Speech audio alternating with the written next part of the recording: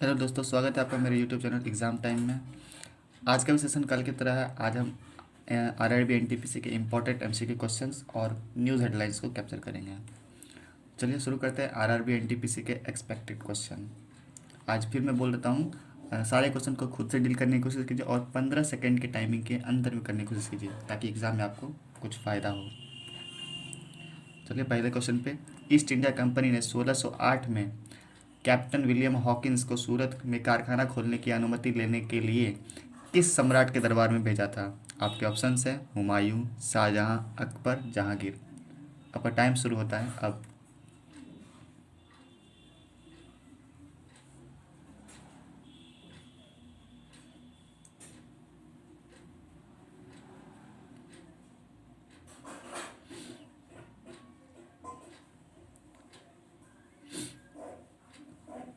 और आपका आंसर है जहांगीर। चलते हैं अगले क्वेश्चन पे। अगला क्वेश्चन है, किसने भारत के पहले मुख्य चुनाव का कौन भारत के पहले मुख्य चुनाव आयुक्त थे? आपके ऑप्शन है सुकुमार सेन, टीएन शेषन, सुनील अरोड़ा या एमएस गिल। आपका टाइम स्टार्ट होता है अब।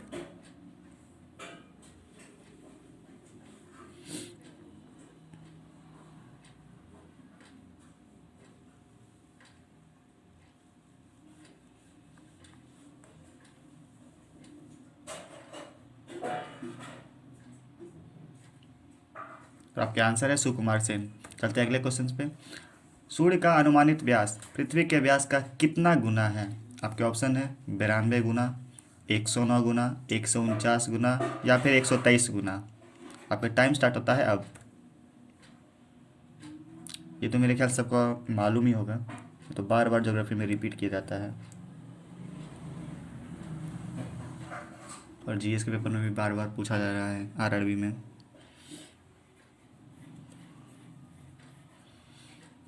और आपके आंसर है 109 गुना। चलते हैं अगले क्वेश्चन पे। भारत के सबसे पश्चिमी स्थान का नाम बताएं। ये भी सबको पता होगा। ऑप्शन है अमरेली, दाहोद, भरूच या गुहार मोटा। आपका टाइम शुरू होता है अब।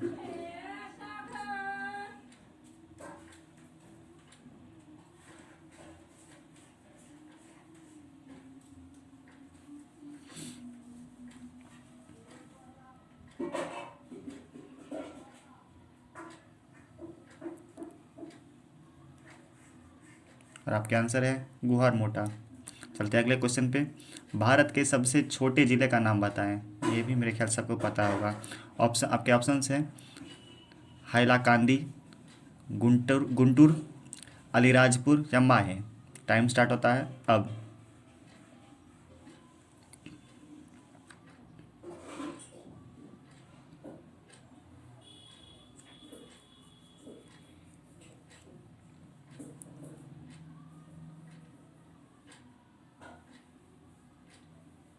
और आपके आंसर हैं माहे। चलते हैं अगले क्वेश्चन पे।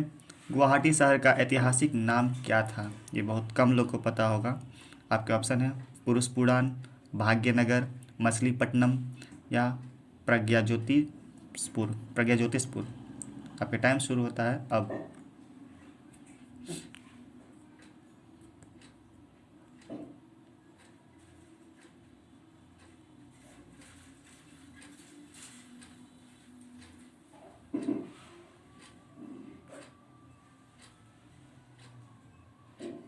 और आपके आंसर हैं प्रज्ञा ज्योतिषपुर।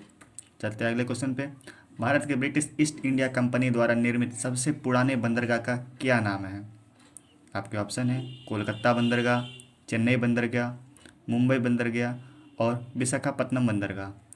आपका टाइम शुरू होता है अब। मैं जो भी क्वेश्चन करवा रहा हूँ वो 2010 से लेकर 2019 तक रिपीट किया हुआ है, इसलिए सारा क्वेश्चन मिस मत कीजिए।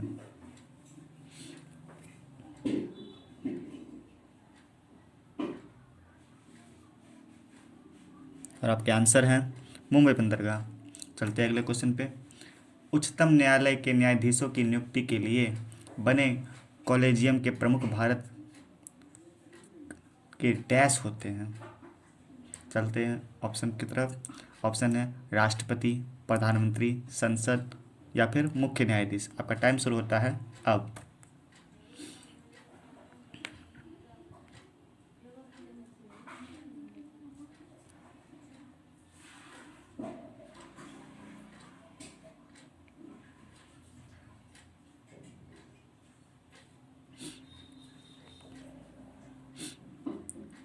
आपका आंसर है मुख्य न्यायाधीश। चलते हैं अगले क्वेश्चन की तरफ। अगला क्वेश्चन है खादी और ग्रामोद्योग आयोग अधिनियम को वर्ष डैश में पारित किया गया था। आपके ऑप्शन है 1956, 1948, 1964 या फिर 1965। आपका टाइम शुरू होता है अब।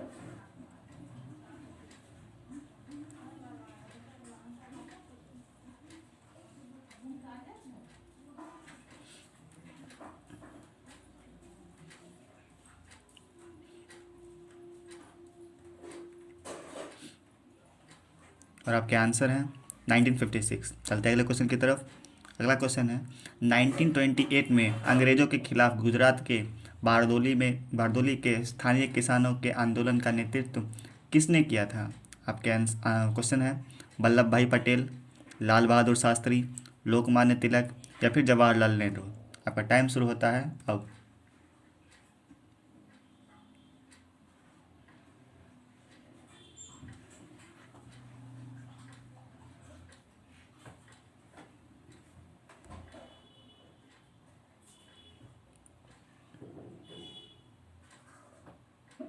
और आपके आंसर हैं वल्लभ भाई पटेल। चलते हैं अगले क्वेश्चन की तरफ। गांधी इरविन समझौता में निम्नलिखित में से कौन सी एक शर्त नहीं रखी गई थी। और आपके ऑप्शन है ए भारतीय राष्ट्रीय कांग्रेस द्वारा सविनय अवज्ञा आंदोलन को वापस लेना, बी नमक कर को हटाना, कानूनी रूप से उत्पाद करने, व्यापारिक करने और बेचने की अनुमति देना, सी खादी उत्पाद के कर वापस लेने की शर्त, डी भारतीय राष्ट्रीय कांग्रेस की गोलबे सम्मेलन में भाग लेने की शर्त। और आपके टाइम शुरू होता है अब। अगर कोई गांधी इरविन समझौता के बारे में जानते होंगे तो उसमें मेरे हिसाब से खादी का उत्पादन के बारे में किया गया था।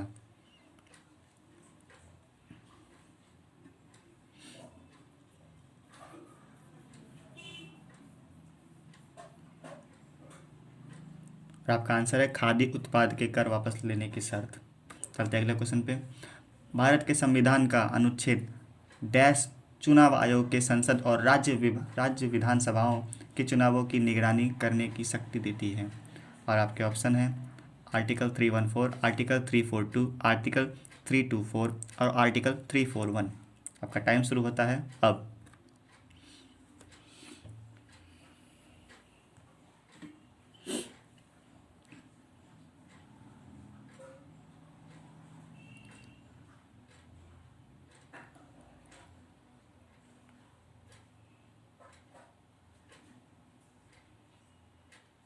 और आपका आंसर है आर्टिकल 324 यानी कि अनुच्छेद 324। चलते हैं अगले क्वेश्चन की तरफ। अगला क्वेश्चन है राजतरंगिणी पुस्तक के लेखक कौन है। आपका ऑप्शन है वानभट्ट, कलहन, कालिदास या फिर सोमदेव। और आपका टाइम स्टार्ट होता है अब।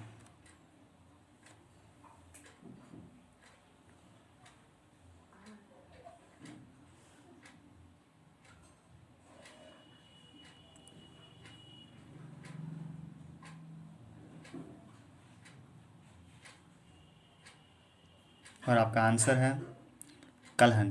चलते हैं अगले क्वेश्चन की तरफ। अगला क्वेश्चन है भारतीय संविधान के किस भाग में केंद्र सरकार संबंधों का उल्लेख किया गया है। और आपके ऑप्शन है भाग 4 में, भाग 11 में, भाग 10 में या भाग 12 में। आपका टाइम शुरू होता है अब।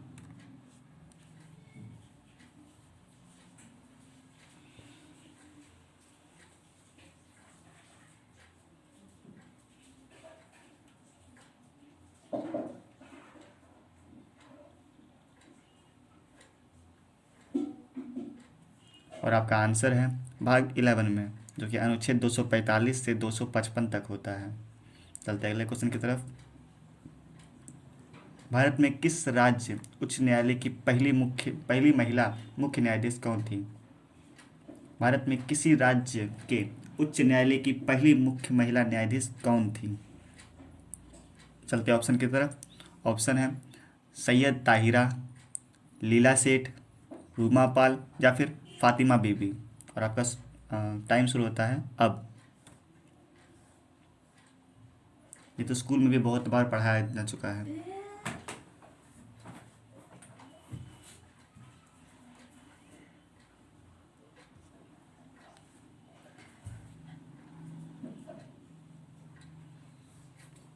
और आपका आंसर है लीला सेठ।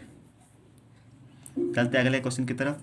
अगला क्वेश्चन है सर्वोच्च न्यायालय के न्यायाधीशों को भारत के संविधान के अनुच्छेद डैश के तहत डैश के तहत राष्ट्रपति द्वारा नियुक्त किया जाता है। और आपके ऑप्शन है आर्टिकल 217, आर्टिकल 124 बी, आर्टिकल 224 ए या फिर आर्टिकल 21। और आपका टाइम शुरू होता है अब।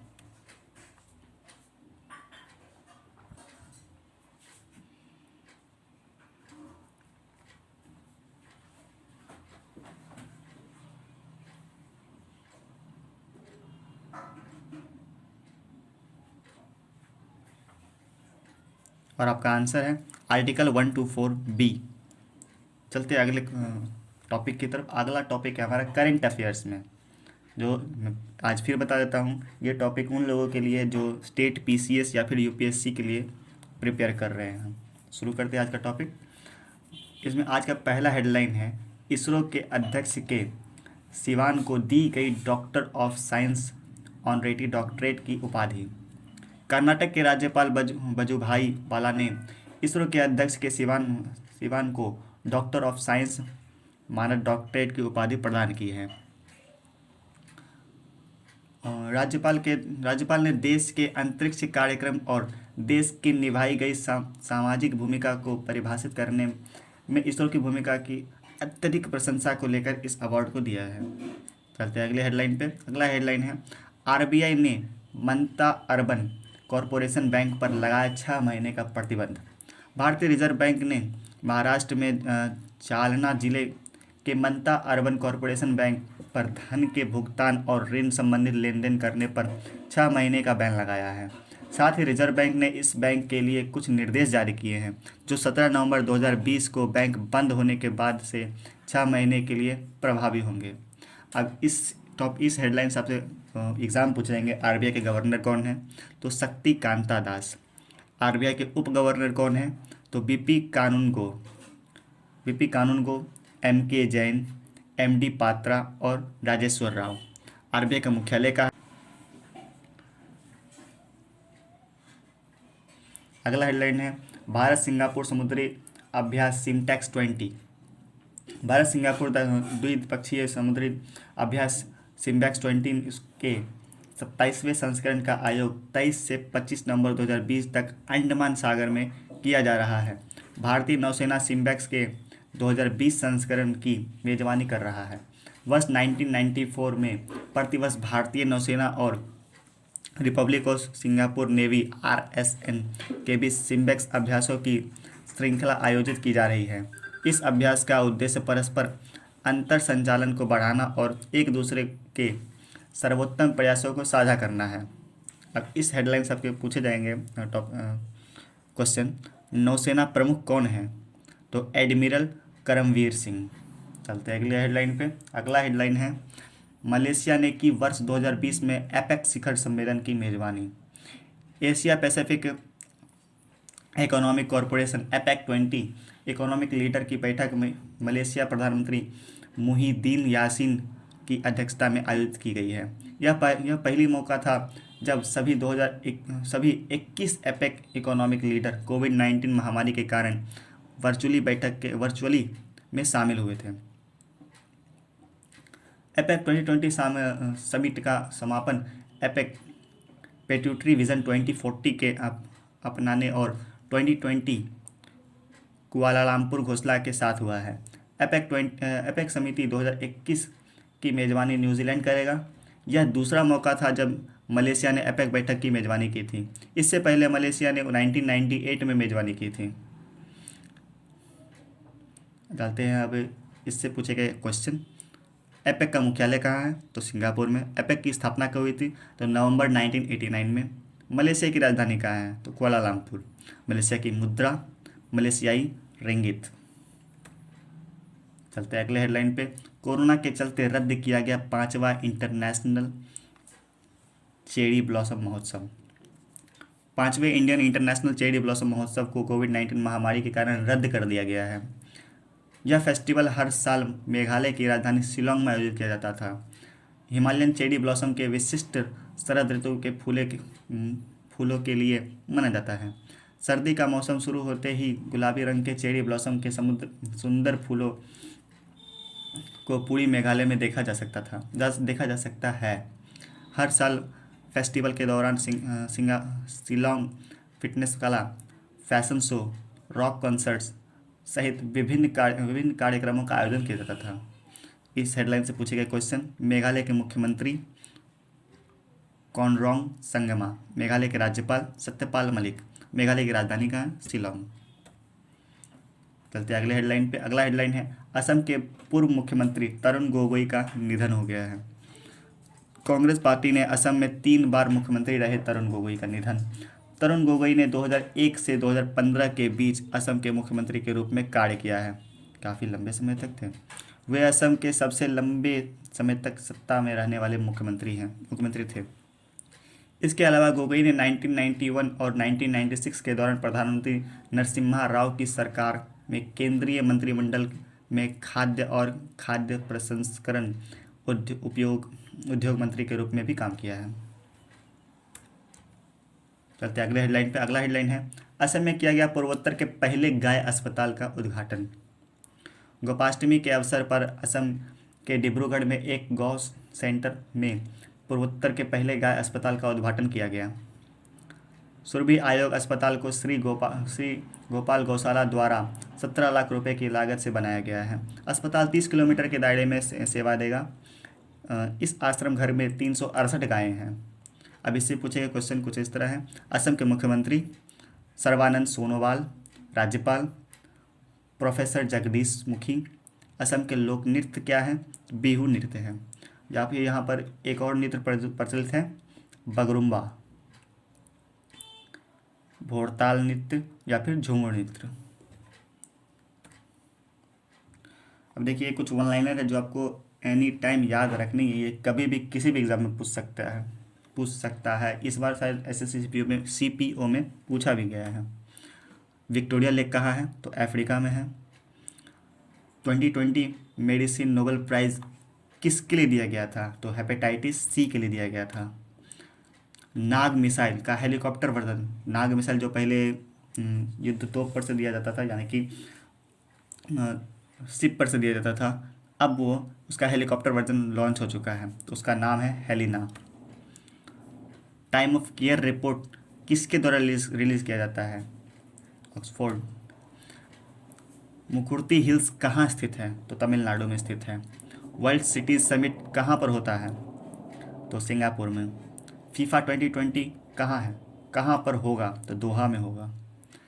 पेरू का कैपिटल क्या है? लीमा। ये सारे क्वेश्चंस एसएससी सीपीओ में पूछे जा चुके हैं। वीडियो देखने के लिए थैंक यू। कृपया वीडियो को लाइक शेयर जरूर करें और मेरे चैनल को सब्सक्राइब भी जरूर करें। आपको सारे वीडियो का क्वेश्चन और हेडलाइंस का पीडीएफ आपको डिस्क्रिप्शन बॉक्स में मिल जाएगा। उसको डाउनलोड करना भी ना भूलें। Thank you.